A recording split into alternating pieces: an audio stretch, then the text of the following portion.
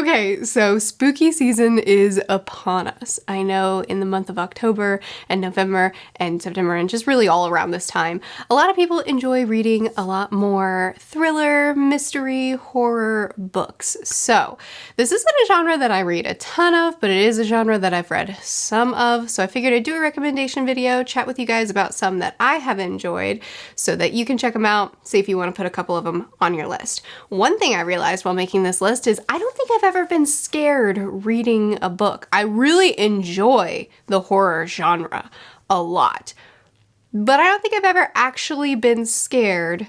I just really like feeling unsettled. So, recommend me your scariest book, the book that made you really freaked out, because I'd like to read it, please. Now my recommendations. Oh, first, an ad. So Book of the Month is a subscription that helps people discover the best new release, early release, and debut adult fiction books. They offer 5 new release books every month, and members get to pick one to be shipped to their home, or if they want more, in addition to one of their featured boxes, members can add up to 2 featured books, trending books, or previous books as add-ons to their monthly purchase.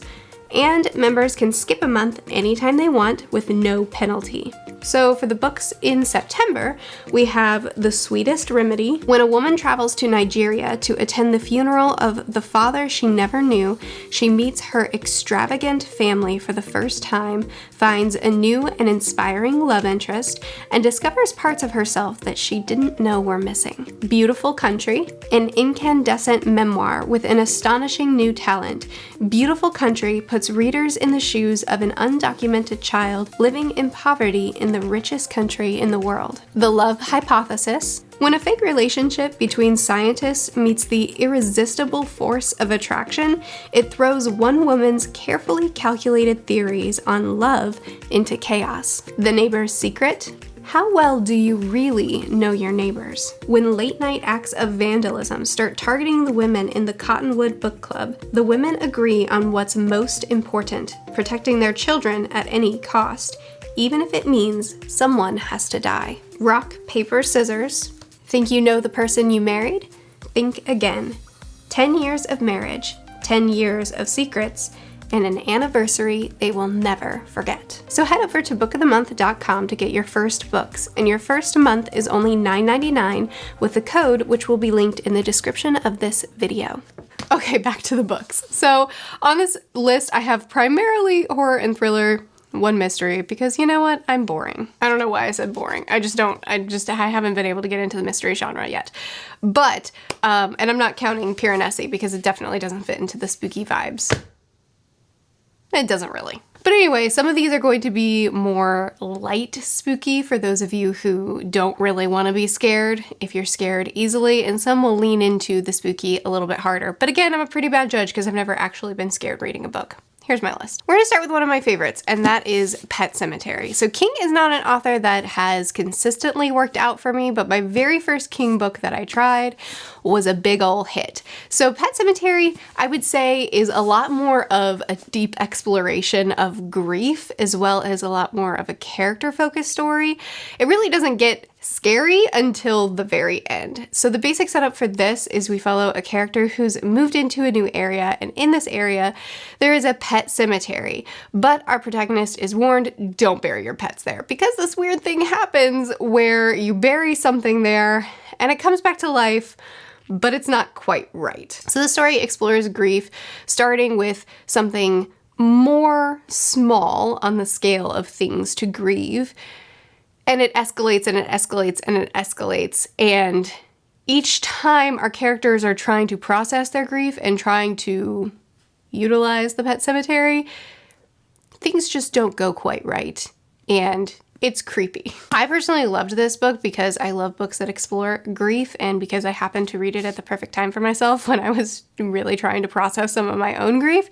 So it worked out perfectly for me. I do think that it has a really, really interesting concept. I think that it was an amazing discussion on the topic of grief, and I think that it did a good job of being properly creepy there at the end. A lot of people have come back to me recommending this book, after recommending this book, and said that they found it predictable, so I guess there you go. It doesn't have like some twist to it.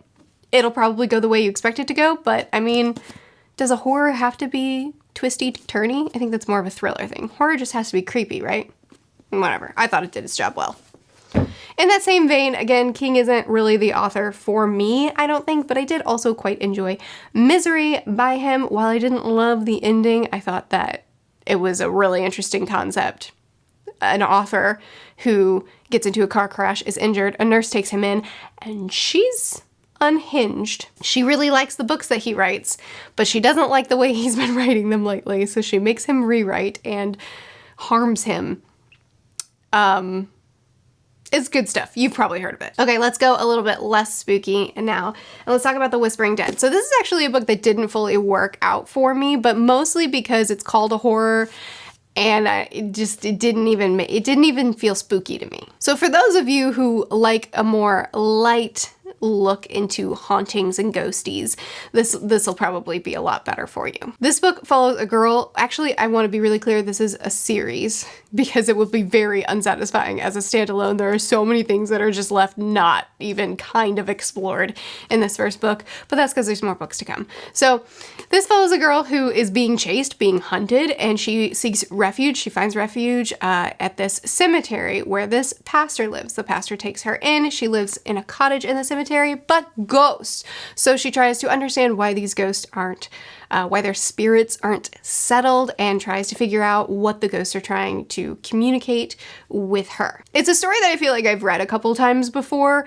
I think that the characters were great in this. I had such a wonderful time hanging out with the pastor as well as with the different people in the town that she interacts with.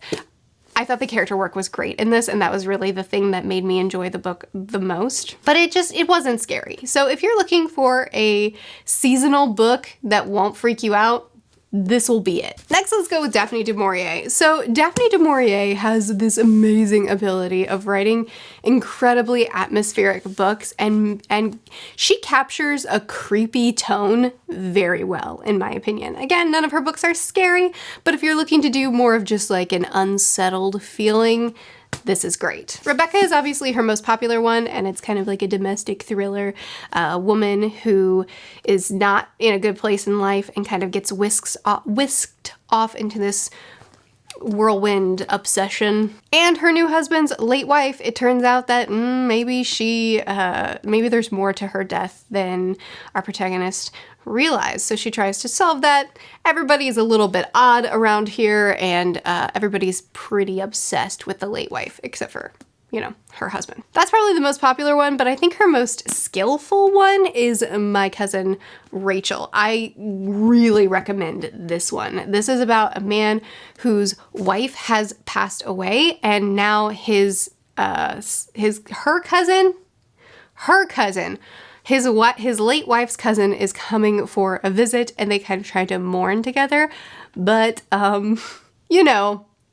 it's a book where not everything is exactly as it seems. Our protagonist goes from hating this cousin because he's developed these ideas about her to feeling a little bit differently. And it's one of those books where every single chapter you get a little bit more information and you think, okay, well then this person killed her. Okay, well then that person killed her. Okay, well then maybe it's this person again. And you just kind of flop back and forth because each new reveal just shows that everybody is hiding things. And I think that this is, of all the du Maurier books I've read, I think this is the most skillful one. So this is kind of, I would say, more of a mystery, I guess, than a thriller. Or maybe a mystery thriller could work out.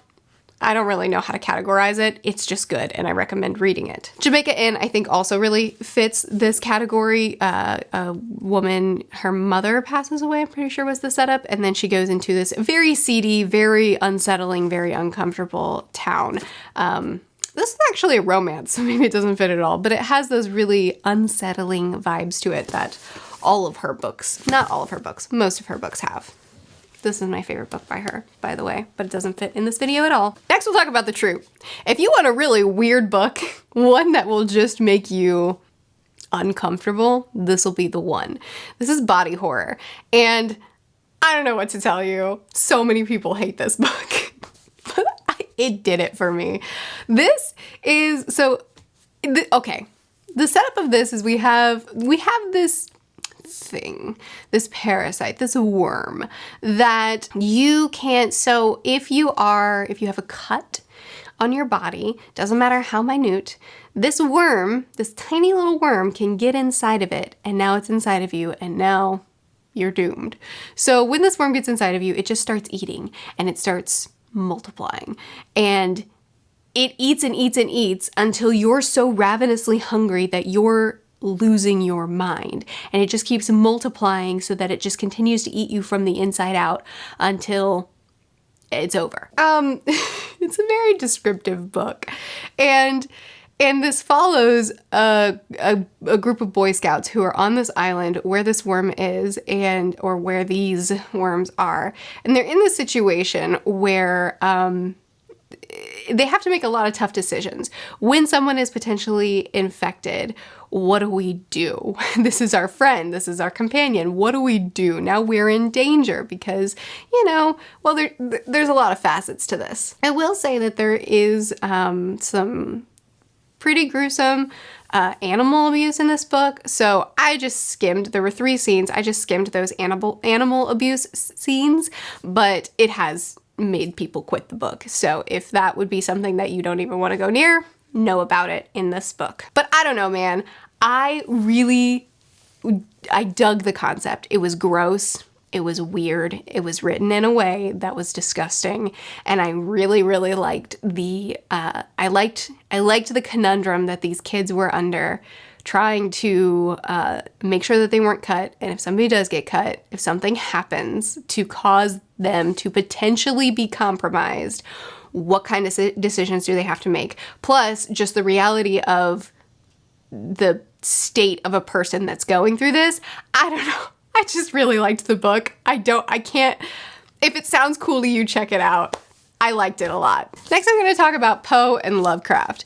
So these are 2 classic, either short story / poem. I mean, he does poems, but they both do short stories, and they both really like diving into, I would say the reason I put them together is because both of them have a style of elongated suspense. So they both very much like setting up an idea and then immersing you in the very uncomfortableness of the situation. And it's a very slow meandering through that uncomfortableness, even though we're talking about a short story, so they're not long. And then kind of an explosive ending. I really, really like that. For me, when I want to read something spooky, something scary, uncomfortable, what I go for is those unsettling vibes like du Maurier does and like these 2 do. Ugh.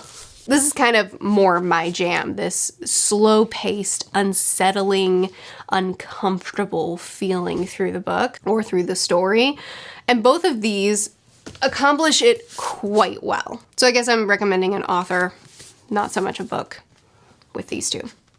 But they should be on your radar if you're interested. Next, I'll do another thriller, and that's going to be Dark Matter. So Dark Matter is no, it's not true. I've read 2 Blake Crouch. It's the only Blake Crouch that I've enjoyed. And this follows a man who wakes up one day, bloodied, bruised, dirty, and nothing seems quite right. He's in his house, but his house is different. His voicemail is different. His job is different. His family is gone. So he's where he should be, but everything has kind of shifted a little bit. I guess that's really all I should tell you because it's a thriller. That's all you need to know. That feels unfair. I feel like I should tell you the basic concept that we're exploring, right? Is that fine? Alternate dimensions. I really liked it. It was a lot of fun. I had a blast. It wasn't scary in the slightest, but if you're, not looking for scary and you're just looking for thrilling, exciting, kind of fitting the vibes of this season, I liked it. Next, we'll talk about the Yellow Wallpaper, which is, I think, 16 pages long and wonderful. So the Yellow Wallpaper is about a woman who has experienced a traumatic thing and then her mental health collapsed. So she went to a doctor and the doctor not diagnosis, his prescription, what he told her to do was to go sit in an attic alone, no books, no art, nothing to entertain you, just stare at a wall, solitary isolation, and then you'll get better. And this short story, I loved it for what it was, because it was creepy, it was uncomfortable. We were inside her head as she was really spiraling, and I really, really loved the ending of it. But also I loved it because of what the story is. This was written from an author, from the perspective of the woman who wrote it, got this same prescription when I believe she had a miscarriage, and her mental health suffered tremendously. And this was a typical thing that doctors would do for people who were having mental health issues at the time. And she wrote this short story to kind of expose the unraveling of her mind when she was forced into this solitude in the midst of her darkest time. And this short story actually was a big part of doctors starting to take a step, or at least some doctors starting to take a step away from this way of handling mental health struggles, because it exposed how harmful it was instead of helpful in a time where doctors really didn't know how to handle mental health at all. So I love that this was kind of like a victory for this author, but I also just really, really love the story, and it's 16 pages. It won't take you long to read. I should throw a mystery in here. And Then There Were None by Agatha Christie. This is one I've recommended a lot on my channel because I don't read mystery, and this is one of the very few mysteries that I've really enjoyed. And it's also really popular, so I'll keep it brief. A group of people who are invited onto an island for a lot of different reasons, and then they start getting picked off one by the theme of an old nursery rhyme that talks about picking people off in specific ways, and these people are being picked off in those specific ways, and they're trying to figure out who done it. It was so much fun. It was such an exciting ride. I love the general premise of this. I love the suspense of seeing who would be picked off next and how, and trying to figure out who done it. I enjoyed it so much. This would actually, now that I think of it, this would be a great movie to watch. I don't really watch very many movies. I almost never watch adaptations, but this would translate great to screen. I'm gonna look up an adaptation for And Then There Were None. Next I mentioned Little Secrets, which is a thriller.